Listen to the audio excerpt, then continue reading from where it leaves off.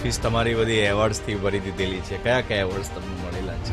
Award તો ઘણા બધા મળેલા છે, મને ખુદને યાદ નથી. એમ જ નથી મળતા પુરસ્કાર.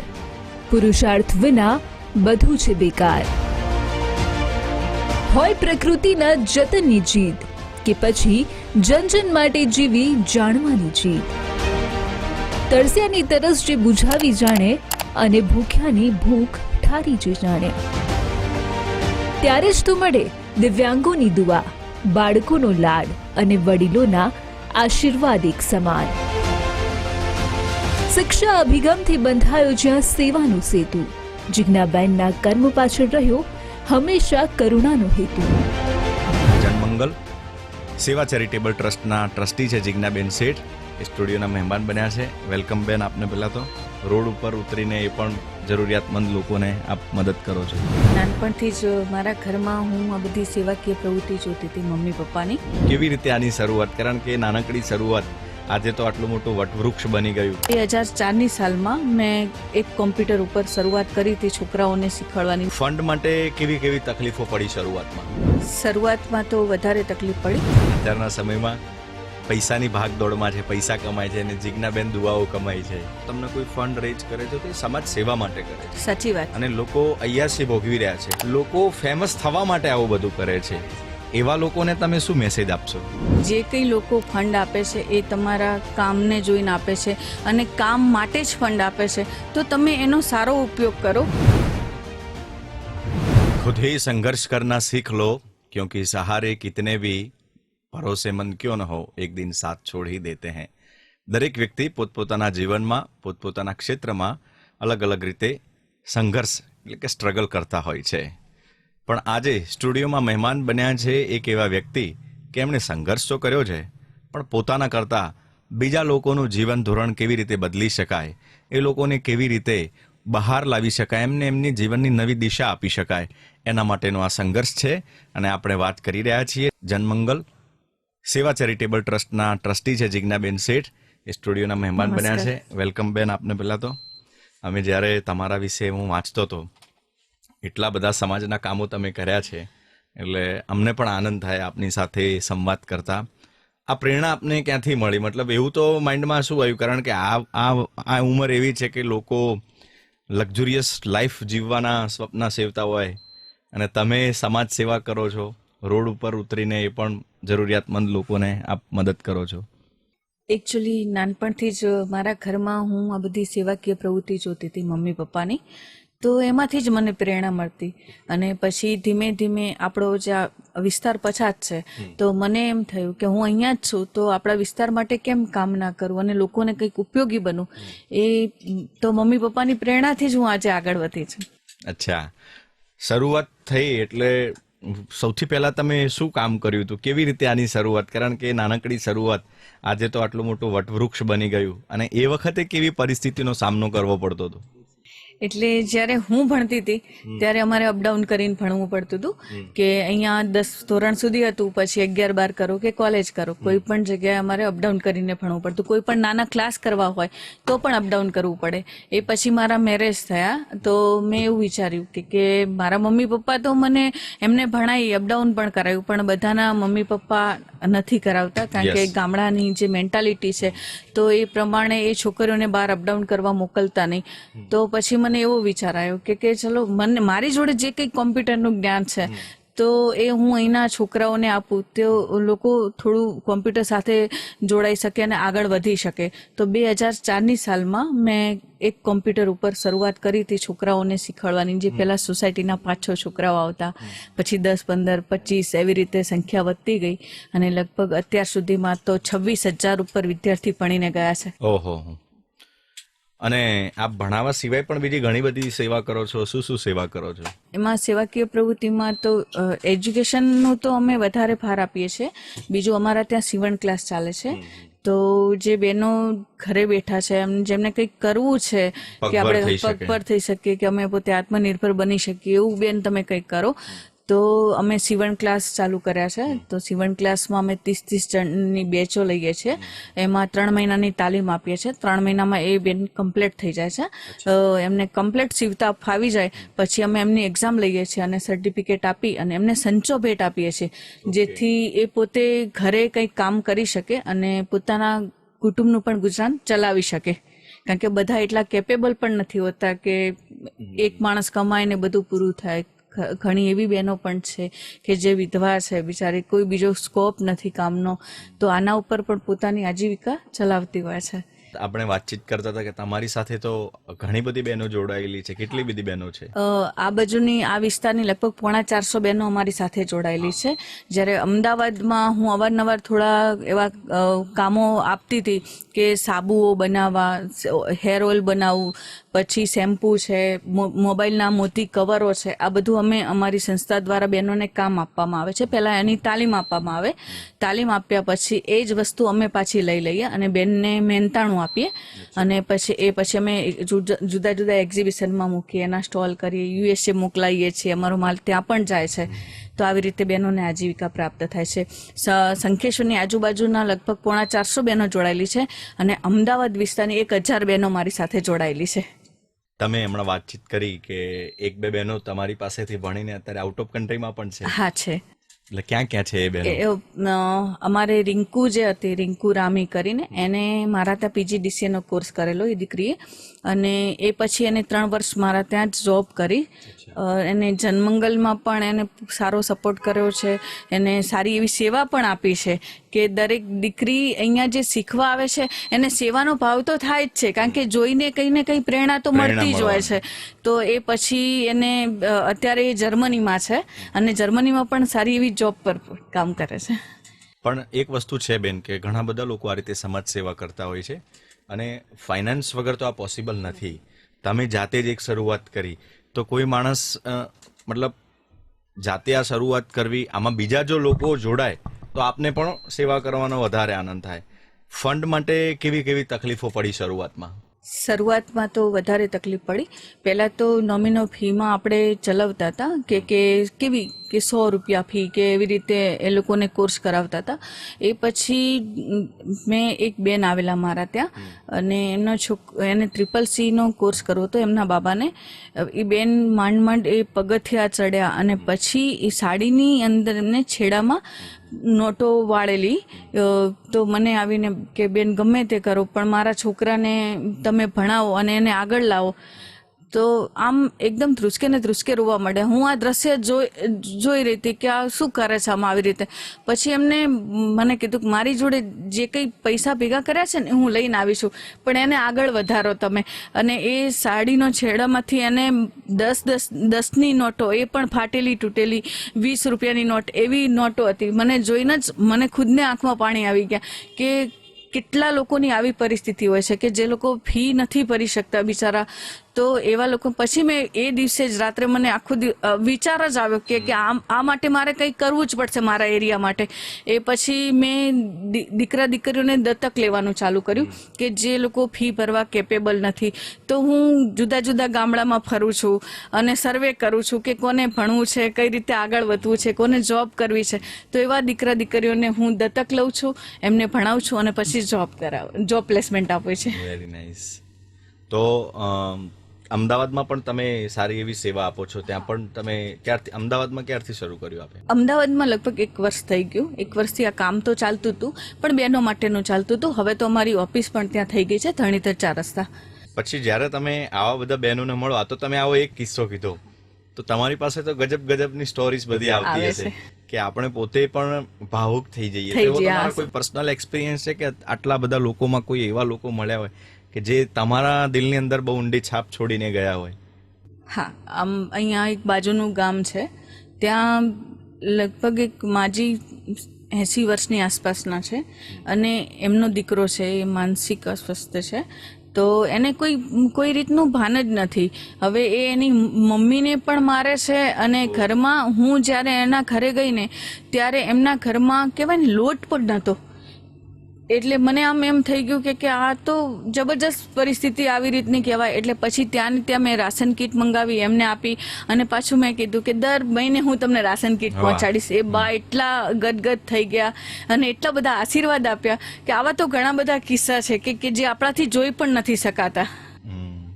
લોકો અત્યારના સમયમાં પૈસાની ભાગ દોડમાં છે, પૈસા કમાય છે, અને જીજ્ઞાબેન દુઆઓ કમાય છે, અને એ આ તો સાચું છે. જીવન છે.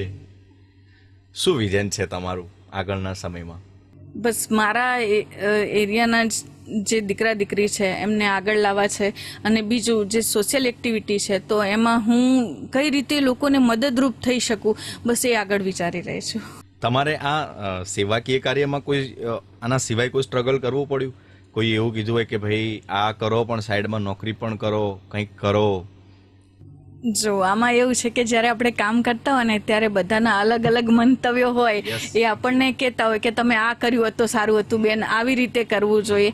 હા, સાંભળીએ છીએ બધાનું અને સાંભળવું જ પડે, અને લોકો આપણને શીખવાડે પણ છે, અને આપણે શીખવાનું છે. પણ ધીમે ધીમે આપણને ખ્યાલ આવે કે આપણે શું કઈ રીતે આગળ વધવું છે, શું છે, તો એ રીતે કામ કરતા હોઈએ છીએ. રાઈટ. તમે સ્ટડી ક્યાં સુધી કર્યું? મેં MCA કરેલું છે. અચ્છા. અને મને બસ પહેલેથી જ આ એવું હતું કે અહીંની દીકરીઓને મારે આગળ લાવી છે, તો બસ ત્યારથી એ જ મારા મગજમાં હવે બેસી ગયું છે કે હું ગમે તેમ કરીને મારા વિસ્તારની દીકરીઓ દીકરાઓને હું આગળ લાવીશ એમ. બહુ સરસ. પણ સારી વાત છે કે આટલો સેવાનો ભાવ તમે સાથે લઈને ચાલો છો, અને પરિવારનો પણ સપોર્ટ છે. મહિલા સશક્તિકરણની આપણે વાતો કરીએ છીએ, અને તમે ખરેખર ગ્રાઉન્ડ ઉપર જઈને મહિલાઓના સશક્તિકરણ માટે કામ કરો છો. ક્યાંય તમને એવું ફીલ થયું કે એઝ અ ગર્લ કોઈ તકલીફ પડી હોય આ બધા કામો કરવામાં, અથવા તમારે પણ કોઈનો સપોર્ટ લેવો પડતો હોય કે તમે બધા ભાઈ મારી સાથે રહો આમાં? હા, સપોર્ટની તો જરૂર પડતી જ હોય છે. એકલા આપણે ક્યારેય કરી શકતા નથી. આપણને ધીમે ધીમે પહેલાં આપણને કાંઈ એવો સપોર્ટ ના મળે, પણ જ્યારે તમે કામે લાગો, લોકો તમારું કામ જોવે, પછી લોકો આપણી સાથે જોડાતા જ હોય છે. શરૂઆતમાં એવું થતું કે કંઈ પણ કામ કરવું હોય, નાનું એવું કામ કરવું તો ફંડની જરૂર પડે, તો ફંડ માટે પણ ઘણા બધાને કહેવું પડે. આજે તો ઘણા બધા લોકો આપણા ટ્રસ્ટ સાથે જોડાયેલા છે અને સામેથી પૂછે કે બોલો જીજ્ઞાબેન શું કામ છે. હા, તો એ હવે કામ થાય છે, પણ શરૂઆતમાં થોડું તકલીફ તો પડે જ છે એમ. પણ હું એવું માનું છું કે તકલીફ પડે તો જ આપણે આગળ કંઈક શીખી શકીએ અને આગળ કામ કરી શકીએ. પણ અહીંયાથી જો ગભરાઈ જઈએ તો કશું નથી કરી શકતા આપણે. તો બેન, તમારી સાથે ઘણી બધી બહેનો દીકરીઓ જોડાયેલી છે. એ દીકરીઓ કેવા ફેમિલીમાંથી આવતી હોય છે? એમની શું મજબૂરી હોય છે? ઘણી બધી દીકરીઓ સારા ફેમિલીમાંથી પણ આવે છે, અને એમાં એવું છે કે અમુકની પરિસ્થિતિ એવી હોય છે કે જે લોકો ફી ભરવા પણ કેપેબલ નથી, સાવ ગરીબ કુટુંબમાંથી આવતી હોય છે.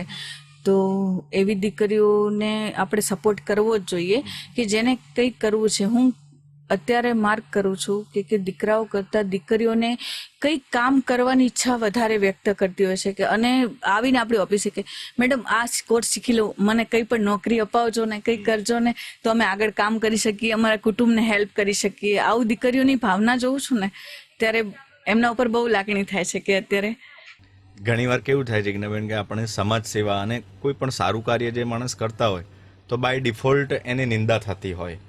તો આવા જે ટીકાકારો હોય, કોઈ આગળ પાછળ ટીકા કરતા હોય, એવો તમને કોઈ અનુભવ થયો છે? અને એવા લોકોને શું મેસેજ આપશો તમે? ના, એવું ટીકાવાળું તો મને આજ સુધી કોઈ એવું દેખાયું નથી. હું હંમેશા બધામાંથી પોઝિટિવ જ લઉં છું અને મને પોઝિટિવ જ દેખાય છે. બીજું કે હું તો એટલું માનું છું કે આપણે આપણું કર્મ કરે જવાનું અને સારું કામ કરવાનું, તો એનું ભગવાન ફળ આપતા જ હોય છે. પછી તો લોકો છે જેને જે વિચારે છે, જે લેવલનું વિચારતા હોય એ રીતનું એ લોકો બોલી શકે છે. ઓકે. જીજ્ઞાબેનના ફેમિલીમાં કોણ કોણ છે? મારા હસબન્ડ છે, મારો બાબો છે, બાબો 13 વર્ષનો છે, મારા સાસુ છે, અહીંયા પિયરમાંથી મારા પપ્પા છે, મારી મમ્મી ઓફ થઈ ગઈ છે. એવું છે. તમે સૌથી વધારે ટાઈમ શંખેશ્વરમાં જ આપો છો કે બધે ફરતા રહો છો? ના, મારે સવારમાં હું શંખેશ્વર ઓફિસમાં આવું, પછી બપોર પછી હું ફિલ્ડમાં આવું છું. અઠવાડિયામાં 2 દિવસ હું અમદાવાદ ઓફિસે આવું છું. બાકી તો ફરવાનું જનરલી વધારે થતું હોય છે. એવું કંઈ માઇન્ડમાં વિચાર્યું છે કે હજી જો આ સંસ્થા વધારે મોટી થાય તો આને કંઈક વધારે એક્સપાન્ડ કરવાનો કંઈ પ્લાન છે તમારો? અત્યારે અમારે અમે અત્યારે 22 ઓફિસની અંદર આ કામ કરી રહ્યા છીએ, પણ અમને આ જે ઘણું બધું નાનું પડે છે, કારણ કે જે ઘણા બધા એવા કોર્સ છે, ઘણા બધા પ્રોજેક્ટ એવા છે કે જેના હિસાબથી અમને જગ્યા નાની પડે છે. તો અત્યારે કેટલી કીધી? 22 કીધી? 22 ઓફિસની અંદર આ કામ ચાલી રહ્યું છે. ઓકે. તો એવું વિચારીએ છીએ કે આપણું એક સંકુલ થાય અને એની અંદર એક સરખે બધા ભણી શકે એવી રીતે અમે વિચારી રહ્યા છીએ. કંઈ નહીં, એ સપનું પણ તમારું પૂરું થઈ જશે. તમે આટલો સારો ભાવ લઈને ચાલો છો. તમારી પર એક બુક પણ લખાઈ છે, શું નામ છે એનું? કલ્યાણીની કર્મગાથા. કોણે લખી છે? એ શૈલેષભાઈ પંચાલે લખી છે. અચ્છા, તમને ખબર હતી લખાઈ ત્યારે? ના, મને ખબર નથી. પહેલા તો જ્યારે મારા ઘરે ફોન આવવા લાગ્યા ને કે મારા પપ્પાનો રિવ્યૂ લીધો, મારા સાસુનો રિવ્યૂ લીધો, મારા મોટા સસરાનો રિવ્યૂ લીધો, ત્યારે મને એવું લાગતું હતું કે કંઈક ચાલી રહ્યું છે, ખબર નથી કે આ શું થાય છે. પણ ધીમે ધીમે ખબર પડી કે મારા વિશે શૈલેષભાઈ લખી રહ્યા છે અને એક બુક તૈયાર કરી રહ્યા છે. અને એનું વિમોચન પૂજ્ય ગુરુદેવ અભયદેવ સુરી મહારાજ સાહેબના હાથે, ત્યાં એમના હાથે વિમોચન હતું સુરતમાં. અચ્છા, એમણે તમારી પર બુક લખી, તમને ઘણા સમયથી ઓળખતા હશે અથવા તો તમારા કામને ઓબ્ઝર્વ કરતા હા, હશે? શૈલેષભાઈ મારા કામને જોતા હતા, કારણ કે એ અહીંયા રાફુના બાજુના ગામ છે, રાફુ ત્યાંના વતની છે, અને એમનું બહુ સારું લેખન છે, કામ બહુ સરસ છે એમનું. તો એ બધું જોતા હતા, સેવાકીય પ્રવૃત્તિઓ. તો એમને લખવાની ઈચ્છા થઈ અને એમને. તમે શંખેશ્વરમાં જ મોટા થયા છો. હા. કેટલું બદલાયું છે તમારું શંખેશ્વર?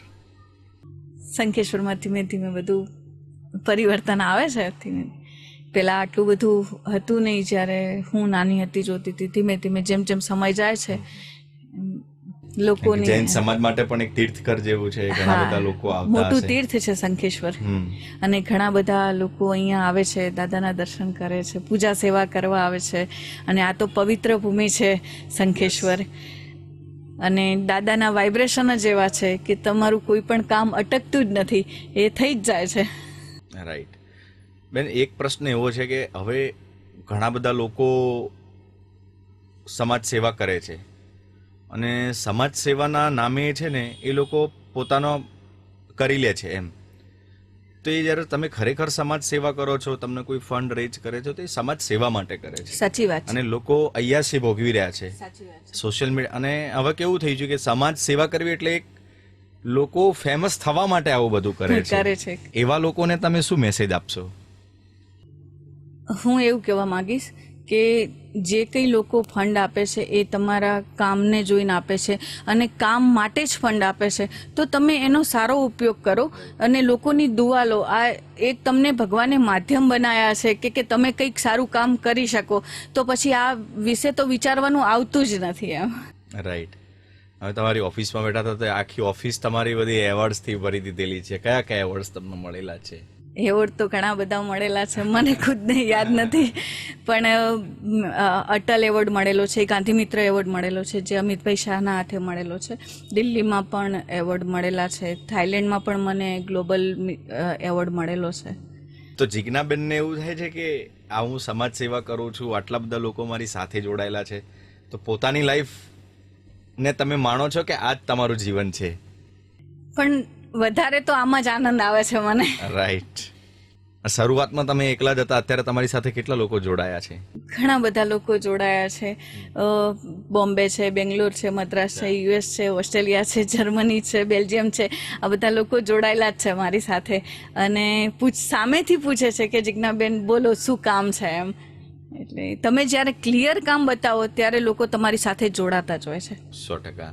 તમે અગરિયાઓ માટે પણ ઘણીવાર કામ કરો છો, એ શું કામગીરી કરો છો? અગરિયાઓમાં અમે લોકો છે ને દર ઉનાળામાં એ લોકોને પાણીની તકલીફ હોય છે કે એમને પાણીના ટેન્કર આવે છે, પણ એમની જોડે સંગ્રહ કરવા માટેનું સાધન એટલા નથી હોતા. તો અમે દર વર્ષે એમને પાણીની ટાંકીનું વિતરણ કરીએ છીએ. 500 લીટરની પાણીની ટાંકીનું વિતરણ કરીએ છીએ. પછી એમને ગ્લોવ્સ આપીએ છીએ, પછી ગમબૂટ આપીએ છીએ, શિયાળામાં ધાબળા વિતરણ કરીએ છીએ. આવી રીતે અમારું ટ્રસ્ટ હેલ્પ કરતું હોય છે. હું ફરીવાર એકવાર પ્રશ્ન પૂછું છું, મને ખાલી તમે ગણાવજો તમે કેટલા કામ કરો છો. તમે સીવણ કરો છો, એજ્યુકેશનનું કરો છો, ધાબળા વિતરણ કરો છો, પાણીની સેવા આપો છો સિન્ટેક્સ નહીં આપીને, આ સિવાય કોઈ?